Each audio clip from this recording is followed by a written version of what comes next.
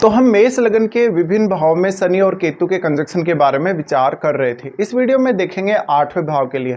मान लो आपका मेष लगन है और 8वें भाव में वृश्चिक राशि में आपके शनि और केतु का अगर कंजक्शन बन रहा है, तो ये कंजक्शन में अब आपको किस प्रकार के परिणाम देखने को मिल सकते हैं। यहाँ देखिए, वृश्चिक राशि में ये कंजक्शन बनेगा तो आपको मंगल को भी देखना बहुत ही ज़्यादा जरूरी है, क्योंकि मंगलवत ही केतु चलते हैं।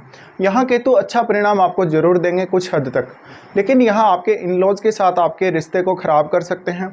इन लॉज के साथ आपकी बहुत ज़्यादा अनबन हो सकती है। आप उनको कैसे ट्रीट करेंगे, उनके साथ अच्छा अंडरस्टैंडिंग कैसे बनाएंगे, इसको लेकर आपको काफ़ी प्रॉब्लम हो सकती है। लेकिन फिर भी ऐसा ये जो कंजक्शन है वो आपको 8वें भाव को एक्सप्लोर करने में बहुत ज़्यादा अच्छा रहेगा। अगर आप अपने 8वें भाव से संबंधित कोई भी प्रकार का कैरियर चुनते हैं, किसी भी प्रकार का काम करते हैं, तो आपके लिए बहुत ज़्यादा फेवर करेगा। आपको ये कंजक्शन बहुत ज़्यादा रिसर्च की तरफ या अकल्ट की तरफ लेकर जा सकता है, पर इससे आपका जो सेक्सुअल रिलेशनशिप है जीवन साथी के साथ या जीवन साथी के साथ आपकी अंडरस्टैंडिंग है, कुछ हद तक इम्पैक्ट अवश्य ही हो सकती है। बट यहाँ पे क्योंकि अब देखिए, जो मंगल हैं वो चाहे आपके किसी भी भाव में बैठे हों, लेकिन यहाँ पे शनि आपके 10th और 11th लॉर्ड हैं। 10th और 11th लॉर्ड होने की वजह से अब आपके कैरियर पर, आपकी पहचान पर, आपकी प्रतिष्ठा पे, मान सम्मान पे इसका असर ज़रूर पड़ेगा। साथ साथ में आप जो भी धन अर्जित करेंगे, धन अर्जित करने के साथ साथ आप अपने कैरियर से जो मान सम्मान प्राप्त करेंगे, जिस प्रकार का रेस्पेक्ट आप प्राप्त करेंगे, उसके ऊपर भी इसका असर पड़ेगा।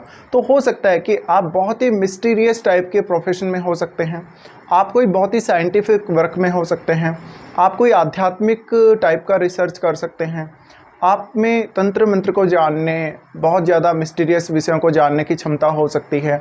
आपकी रुचि बहुत ही ज़्यादा ऐसे विषयों में हो सकती है जो सामान्य लोगों के लिए बिल्कुल ऐसे विषय हैं कि वो समझ में नहीं आ सकते बिल्कुल भी। ये कंजक्शन में आपका माइंड बहुत देर तक सोचता रहेगा किसी भी विषय के मामले में। तो अब आपको कोई ऐसा ही विषय या कोई ऐसा ही जॉब चुनना चाहिए जहाँ पर आप बहुत ही ज़्यादा डेडिकेटेड होकर काम कर सकें, बहुत ही ज़्यादा फोर्सफुली या एक अच्छा रूटीन बना के काम कर सकें और बहुत ज़्यादा डिसिप्लिन के साथ भी काम कर सकें। अब यहाँ पे आपको मेजर दिक्कत इसलिए आ सकती है क्योंकि शनि जो हैं वो तो बहुत ज़्यादा रिस्पॉन्सिबिलिटी को रिप्रेजेंट करते हैं, लेकिन केतु साथ हैं। केतु साथ होने की वजह से, क्योंकि केतु एक हेडलेस प्लैनेट है, हेडलेस प्लैनेट होने की वजह से अब जो आपके चार्ट में शनि जैसे 10वें और 11वें भाव के स्वामी हैं, तो इन भावों को लेकर आपको शुरुआती जीवन में बहुत ज़्यादा समस्या आएगी। वो इसलिए आएगी कि आपको एक प्रॉपर डिसीजन लेने में बहुत ज़्यादा समय लग जाएगा, बहुत ज़्यादा आपको एफर्ट करना पड़ेगा, बहुत ज़्यादा रिस्पॉन्सिबिलिटी निभानी पड़ेगी। अब यहाँ पे शनि और केतु के इस कंजक्शन का प्रभाव आपकी लाइफ में जो सडन चेंजेस आने वाले हैं या जो आपकी लाइफ में आपको सडन जो गेन होने वाले हैं उसके ऊपर भी ज़रूर पड़ेगा। यहाँ पे अगर शनि वक्री हो जाते हैं तो केतु का प्रभाव बहुत ही स्ट्रांगली उन पर पड़ेगा, और फिर राहु का भी दृष्टि शनि पर है। लेकिन क्योंकि केतु के साथ की हम कंजक्शन की बात कर रहे हैं, इसलिए हम केतु का जो प्रभाव है उसका ही यहाँ डिस्कशन करेंगे। तो अब अगर शनि वक्री हो जाते हैं, उस केस में आपके लिए आपका एक सही कैरियर चुनना, उस कैरियर में बहुत ज़्यादा रिस्पॉन्सिबल होकर काम करना और उस कैरियर को काफ़ी तेज़ी से आगे बढ़ाना, ये बहुत ज़्यादा मुश्किल होता चला जाएगा। पर ये परेशानी ज़्यादातर आपको शुरुआत में ज़्यादा आएगी, बाद में धीरे धीरे आप हालांकि थोड़ा अंडरस्टैंड करना ज़रूर शुरू कर देंगे, लेकिन शुरुआत में आपको इसमें अवेयर रहना पड़ेगा। साथ साथ में आपके जो धन के रास्ते में बहुत ज़्यादा ब्लॉक हो जाएंगे, आपका पैसा अटक जाएगा, पैसा रुक जाएगा।